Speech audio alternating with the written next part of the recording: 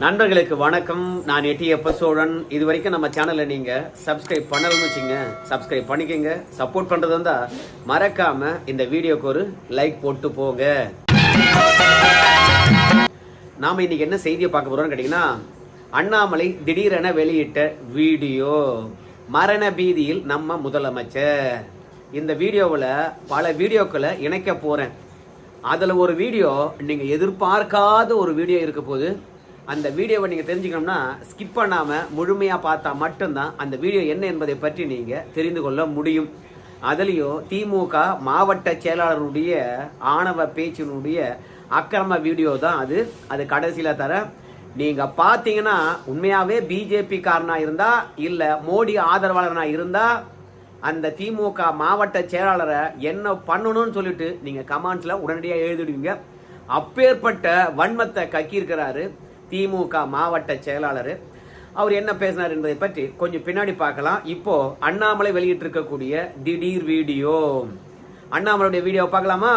அண்ணாமலையை பொறுத்த வரைக்கும் தமிழகத்துக்கு வரக்கூடிய மோடி அவர்களை வரவேற்பதற்காக மோடி அவர்களுடைய கூஸ் பம்ஸ் வரக்கூடிய எல்லா காட்சிகளையும் தொகுத்து தமிழகத்துக்கு வரக்கூடிய மோடி அவர்களை வரவேற்றிருக்கின்றார். ஆக்சுவலா அண்ணாமலை அவர்கள் கட்சிக்காரர் என்ற அடிப்படையில் நம்ம மோடி அவர்களை வரவேற்றிருக்கின்றார். இது ஒரு இயல்பான நிகழ்வு தான். ஆனா யார் வரவேற்றிருக்க வேண்டும்? மரபுபடி யாரு? நம்ம முதலமைச்சர் ஐயா அவர்கள் தான் வரவேற்றிருக்க வேண்டும். இப்போ குடியரசுத் தலைவர் வருகின்றார் என்றாலும் சரி, பிரதமர் வருகின்றார் என்றாலும் சரி, யார் வரவேற்பாங்க? அந்த மாநிலத்தில் முதலமைச்சர் இருந்தார்னா முதலமைச்சர் வரவேற்பாரு, கூடவே ஆளுநர்கள் வரவேற்பார்கள், கூடவே அமைச்சர் பெருமக்களும் வரவேற்பார்கள். இதுதான் மரபு. இந்த மரபை தாண்டி நம்ம முதலமைச்சர் ஐயா அவர்களை பொறுத்த வரைக்கும் தமிழகத்தில் தான் இருக்கிறார். ஏற்கனவே 2 முறை மோடி அவர்கள் வந்திருந்தாரு கங்கை கொண்ட சோழபுரத்துக்கு எல்லாம். ஆனா அந்த தருணத்துல நம்ம மோடி அவர்களை வரவேற்க வேண்டுமே என்ற ஒரு நிலை இருப்பதனால நம்ம முதல்வரை பொறுத்த வரைக்கும் மருத்துவமனையில போய் படுத்துக்கிட்டாரு, உடல்நிலையை பரிசோதிப்பதற்காக அப்படின்னு சொன்னாங்க. அது உண்மையோ பொய்யோ நமக்கு தெரியாது. ஆனா இன்னைக்கு நம்ம மாநில முதலமைச்சரை பொறுத்த வரைக்கும் நம்ம மாநிலத்தில் தான் இருக்கிறாரு. மோடி அவர்களும் வருகின்றார். நம்ம நாட்டு பிரதமரை எத்தனையோ அரசியல் மனமாச்சரியங்கள் இருந்தாலும் நம்ம நாட்டு பிரதமர் நம்ம மக்களால் ஓட்டு போட்டு தேர்ந்தெடுக்கப்பட்டிருக்காங்க. அப்ப ஜனநாயகத்துல மக்கள் குரலுக்கு மதிப்பளிக்க வேண்டும். அப்படின்னா நம்ம முதல்வரை பொறுத்த வரைக்கும் மோடி அவர்களை போய் வரவேற்றிருக்க வேண்டும். ஆனா நம்ம முதல்வர் அவர்கள் போகவே இல்லைங்க. அதற்கு பதிலாக வேண்டுகோள் வைத்து ஒரு கடிதம் எழுதியிருக்கின்றார். 2வது காலையில எழுந்து மோடி மீது பழியும் போட்டிருக்கின்றார். அவ்வளவுதாங்க நம்ம முதலமைச்சர் நம்ம மோடி அவர்களை வரவேற்கின்ற திறன். ஏன்னா மோடி அவர்களை வரவேற்றால் மௌனமா இருக்க முடியாது. 2வது நெருக்கமா பேசித்தான் ஆக வேண்டும். எலெக்ஷன் நெருங்கி இருக்கிற இந்த தருணத்துல மோடியுடன் கொஞ்சம் குழாவணும்னு வச்சுங்களேன். அப்புறம் எடப்பாடி பழனிசாமி சும்மா விட மாட்டாரு. மோடி எதிர்ப்புன்னுவாங்க, பாஜக எதிர்ப்புன்னுவாங்க. ஆனா டக்குன்னு மேடையில் போய் உக்காந்துக்கிட்டு கை கொடுப்பாங்க. பிறகு தொண்டர்களை பார்த்து கையசைப்பாங்க, கொஞ்சம் குழாவுவாங்க. ஆனா பிஜேபி எதிரி, மோடி எதிரியா. அப்பாவி பொதுமக்களை ஏமாத்தி வாக்க வாங்குறதுக்காக என்ன மாதிரி டென்ட் அடிக்கிறாங்க பாருங்க, ஸ்டண்ட் அடிக்கிறாங்க பாருங்க அப்படின்னு சொல்லுவாங்கிறதுக்காகவே இந்த முறை நம்ம முதலமைச்சர் ஐயா அவர்கள் போகலைங்க. ஆனா மோடியும் அது மட்டும் கிடையாது, மூத்த அமைச்சர்களையும் டெல்லி சென்று நேரடியாக அழைத்து விழாக்கள்லாம் நடத்தினவங்க தான் இந்த திமுக காரங்க. இப்ப மட்டும் என்ன நட்டுக்குச்சு? இப்ப ஏன் மோடி அவர்களை வரவேற்கல அப்படின்னு பார்த்தா எலெக்ஷன் நெருங்கிடுச்சு. வந்தாரை வாழ வைப்பது தமிழனுடைய மாண்பு. ஆனா இந்த நாட்டுடைய பிரதமரையே நம்ம முதலமைச்சர் ஐயா அவர்கள் வரவேற்கலன்னா இவங்கெல்லாம் தமிழர் பண்பாட பின்பற்றுகின்றார்களா இல்லை இவர்கள் தமிழர்களா என்பதே நமக்கு சந்தேகமாகத்தானுங்க இருக்குதுங்க. ஆனா பாஜக காரங்க என்ன சொல்றாங்க கேட்டீங்கன்னா, மோடி அவர்களை நம்ம முதலமைச்சர் ஐயா அவர்கள் வரவேற்பாததுக்கு இன்னொரு காரணம் இருக்குதுங்க. என்ன காரணம் கேட்டீங்கன்னா, அதுதான் நம்ம முதலமைச்சருக்கு மரண பீதியை தரக்கூடிய ஒரு சம்பவங்க. திருச்சியில நிகழ்த்தி காட்டினார்கள் பிஜேபி தொண்டர்கள். அதை மனசுல வச்சுக்கிட்டு தான் இன்னைக்கு கோயம்புத்தூர்ல போய் நம்ம மோடி அவர்களை வரவேற்கலைங்க. மீண்டும் அந்த மாதிரியான ஒரு தரமான சம்பவம் நிகழ்ந்து போச்சு. அதற்கு பிறகு தேர்தல் நெருக்கத்துல திமுகவை அதை வச்சே சோழி முடிச்சுடுவாங்க.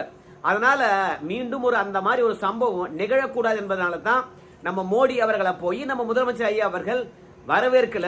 அந்த மரண பீதி உள்ளத்துக்குள்ள இருந்துகிட்டே இருக்குது அப்படின்னு சொல்லிட்டு சமூக வலைத்தளத்துல இந்த வீடியோவை வைரல் பண்ணிட்டு இருக்காங்க. அந்த வீடியோ என்னன்றத நீங்க பார்த்துட்டு வாங்க.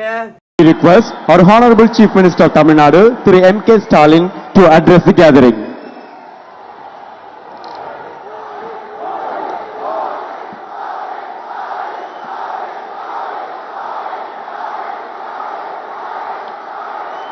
பல்வேறு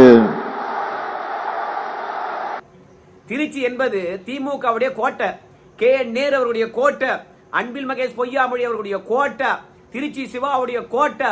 அந்த கோட்டையிலே பிரதமர் மோடி அவர்கள் அரசு விழாவுக்கு வருகின்ற பொழுது மோடி பொறுத்த வரைக்கும் பேசுறதுக்கு கால நேரம் இருந்தது. ஆனாலும் அதற்கு முன்பாக நம்ம முதலமைச்சர் ஐயா அவர்கள் பேச எழுந்திருக்கின்றார். மோடி பேசுகின்ற போது மோடி மோடி மோடின்னு கத்தனா பரவாயில்ல, ஆனா முதலமைச்சர் பேசுகின்ற தருணத்துல மோடி மோடின்னு கத்தனா அது எந்த அளவுக்கு அவமானமா இருக்கும். இப்ப வேற கோயம்புத்தூர், அது பாஜக கோட்டை. இப்ப போய் வரவேற்று அந்த அரசு நிகழ்ச்சியில நம்ம முதலமைச்சர் ஐயா கலந்துக்கிட்டான்னு வச்சுங்களேன், கோயம்புத்தூர் மக்களை பொறுத்த வரைக்கும் வச்சு செஞ்சிருவாங்க. ஒவ்வொரு சின்ன அசைவுக்கும் மோடி மோடின்னு கத்துவாங்க.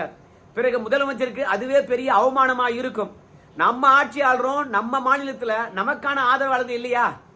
அப்போ திமுகவுக்கு எதிர்ப்பலையானது அதிகமா இருக்கிறது. ஆளுகின்ற கட்சியை அவுட் ஆக்க போறாங்க. இந்த மேடையில பாத்தீங்களா, மீண்டும் மோடி தான் தமிழகத்தை ஆள போறாரு, பிஜேபி ஆட்சியை பிடிக்க போகுது அப்படின்னு புறவகாண்டா பண்ணிடுவாங்க. அதனால்தான் நம்ம முதலமைச்சரை பொறுத்த வரைக்கும் பாஜக காரங்க திட்டமிட்டு இருக்காங்க, மோடியை வரவேற்பாங்க, விழாவில் கலந்துக்குவாங்க, வச்சு செய்யலாம் நினைக்கிறாங்க. நான்லாம் போக மாட்டேன்டாப்பா, ஒரு முறை பட்டதே போதும் என்ற மரண பீதியில இந்த முறை திருச்சிக்கு சென்று கோயம்புத்தூருக்கு சென்று நம்ம பிரதமரை வரவேற்கல அப்படின்னு சொல்றாங்க. ஆனா இது தப்பு தானுங்க. ஏன்னா நம்ம பிரதமரை வரவேற்க போலனா கூட பரவாயில்லைங்க, விவசாயிகளுடைய மாநாடுங்க, அதுவும் தென் மாநிலங்கள் இருக்கக்கூடிய ஒட்டுமொத்த விவசாய பெருமக்களையும் பிரதிநிதித்துவம் படுத்துகின்ற அளவுக்கு ஒரு விழாங்க. இந்த விழாவில் நம்ம மாநிலத்துடைய முதலமைச்சர் நிச்சயமா கலந்து கொண்டிருக்க வேண்டும். அதுதான் பிற மாநில விவசாயிகளுக்கு ஒரு பெருமையா இருந்திருக்கும். ஏப்பா, அந்த மாநில முதலமைச்சரை பொறுத்த வரைக்கும் விவசாயி என்று சொன்ன பிறகு பாஜக திமுக அந்த எதிர்ப்பெல்லாம் தூக்கி கடாசிட்டு, அரசியல் மத மாச்சரியங்கள்லாம் தூக்கி கடாசிட்டு விவசாயிக்காக ஓடி வந்தாருங்க. எதிர்காலத்துல தேர்தல் இருக்குது, அதெல்லாம் விமர்சனத்துக்கு உள்ளாகும், சீமானவர்கள் விமர்சிப்பார், அதையெல்லாம் தூக்கி எறிந்து விட்டு விவசாயிக்காக கொடிசா மைதானத்துக்கு ஓடி வந்தாருப்பா நம்ம முதலமைச்சர் ஸ்டாலின். இந்த மாதிரி புண்ணியவான பார்க்க முடியுமா அப்படின்னு நம்ம நாட்டு விவசாயிகளும் பிற மாநில விவசாயிகளும் பாத்தீங்கன்னா முதலமைச்சரை கொண்டாடி இருப்பாங்க. அதற்கான ஒரு வாய்ப்பு கிடைச்சிருக்கும். ஏன்னா பிரதமர் மோடி அவர்களே விவசாயிகள் என்று சொல்லுகின்ற பொழுது இந்த 6 மாதத்துக்கு ஒரு முறை பாத்தீங்கன்னா விவசாயிகளுக்கு 6000 கொடுப்பார். சோ அந்த தவணை தொகையை விடுவித்து விட்டு விவசாயிகளை நான் சந்திக்க வந்திருக்கின்றேன். 9 கோடி விவசாயிகளுக்கு 6000 ரூபாய் பணத்தை விடுவித்து விட்டு நம்ம மோடி அவர்களை பொறுத்த வரைக்கும் விவசாய மாநாட்டில் கலந்து கொள்ள வந்திருக்கின்றார்களாம். நம்ம மோடிக்கு 2 இலக்கு தானுங்க. ஒன்னு, நம்ம நாடு முழுவதுமே இயற்கை விவசாயத்துக்கு திரும்பணும். 3வது, மற்ற தொழிலை விட விவசாயமானது நம்ம நாட்டில் அதிகப்படியானவர்கள் செய்யப்படணும், அதுக்கான விழிப்புணர்வா இருக்கணும், விவசாயம் லாபம் தருகின்ற ஒரு தொழிலாக மாற்றணும். அப்படின்றதுக்காக தான் நம்ம மோடியை பொறுத்த வரைக்கும் மற்ற தொழில் நிறுவனங்கள் எந்தெந்த மாதிரியான விழாக்கள் முன்னெடுக்கிறாங்களோ அந்த விழாக்கள்லாம் கலந்துக்கிறாரோ இல்லையோ, ஆனா விவசாயிகள் மாநாடு என்றால் மறக்காம நம்ம விவசாயிகளை கௌரவிக்கும் விதமாக நம்ம மோடி அவர்கள் கலந்து கொள்வாருங்க. வேளாண் சட்டங்களை கொண்டு வந்தாங்க, விவசாயிகள் போராடுகின்றாங்க.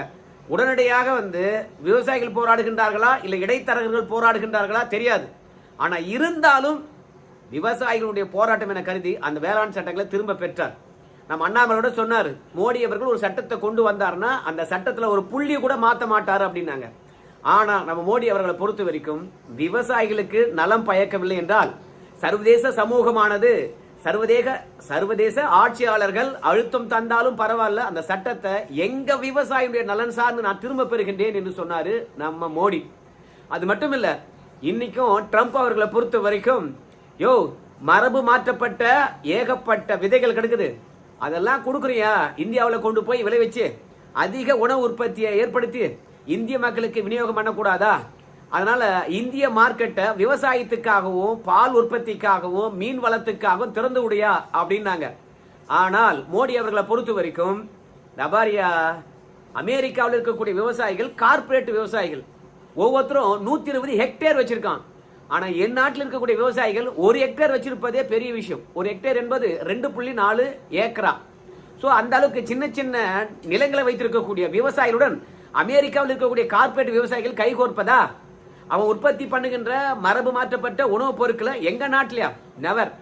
விவசாயிகளும் பால் உற்பத்தியாளர்களும் மீன் வளமும் எங்க நாட்டில் இருக்கிறவங்களுக்கு எந்த விதத்திலும் பாதிப்பு ஏற்படக்கூடாது. அதனால அமெரிக்காவை ஒருபோதும் இங்க நான் அனுமதிக்க மாட்டேன், இந்தியாவை முழுமையா திறந்து விட மாட்டேன் விவசாயத்துக்கு அப்படின்னு சொல்லிட்டு இன்னைக்கும் விவசாயிகளுக்கு ஆதரவா இருக்கின்றார் மோடி. ஆனா நம்ம முதலமைச்சர் விவசாயிகளுக்கு ஆதரவா இருக்கிறாரா? மேல்மா கூட்டோட்ல எங்க நிலத்தை எடுக்காதீங்க சிப்காட்டுக்கு அப்படின்னு போராடினாங்க. அந்த விவசாயிகள் மீதே குண்டர் சட்டம் போட்டவர் தான் நம்ம முதலமைச்சர். விவசாயிகள் என்றாலே பாத்தீங்கன்னா நம்ம முதல்வருக்கு ஆகாது போல இருக்கு. அதனால்தான் மழை வெள்ளத்துல நெல்லெல்லாம் நனைஞ்சு போச்சு. எதிர்கட்சி தலைவரை பொறுத்த வரைக்கும் நேரடியா போய் பார்வையிட்டு அடப்பாவீங்களா இவ்வளவு நெல் வேஸ்டா போச்சு அப்படின்னு சொன்னது ஊடகத்துல பெரும் பேசுபடு பொருளா இருந்தது. அந்த அளவுக்கு தான் நம்ம முதலமைச்சரை பொறுத்த வரைக்கும் விவசாயிகளை நேசிக்கின்றார். அது மட்டும் கிடையாது, சமூக வலைதளத்துல நாம ஏதாவது தவறா பேசிட்டா நாளைக்கே காவல்துறை அப்படியே கைது பண்ணிடும். ஆனா ஒரு நாட்டின் பிரதமருக்கு திமுகவினுடைய தென்காசி தெற்கு மாவட்ட செயலாளர் ஜெயபாலன் பாத்தீங்கன்னா எந்த அளவுக்கு கொலை மிரட்டல் வச்சிருக்காங்க பாருங்க. அந்த கொலை மிரட்டலை இதுவே திமுகவில் இருக்கக்கூடிய ஏதாவது வார்டு கவுன்சிலருக்கு மற்ற கட்சிக்காரன் விட்டு இருந்தான்னா இந்நேரம் கைது செய்திருப்பாங்களா இல்லையா?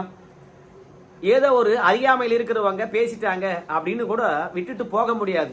ஏன்னா திமுகவுடைய தெற்கு மாவட்ட செயலாளர் தென்காசி, சோ அவர் மதவெறியுடன் மோடியை காலி பண்ணணும் அப்படின்னு பேசுறாரு. சரி, அந்த வீடியோவை நீங்க பாத்துட்டு வாங்க. உங்களுக்காகவா எங்களுக்காக என்று நினைத்து விடாதீர்கள். உங்கள் வாக்குகளை பறிப்பதற்கு துடிக்கிறான் மோடி. அவன் இன்னொரு நரகாசுரன். அவனை தீர்த்து கட்டினால்தான் தமிழ்நாடு நன்றாக இருக்கும். ஆகவே ஒன்று சேருவோம், வெள்ளி காட்டுவோம் என்று கூறி பாத்தீங்களா, இது பைபிள்ல வருகின்ற ஒரு வில்லன் கேரக்டருடன் நம்ம மோடி அவர்களை ஒப்பிட்டு காலி செய்தாகணுமா?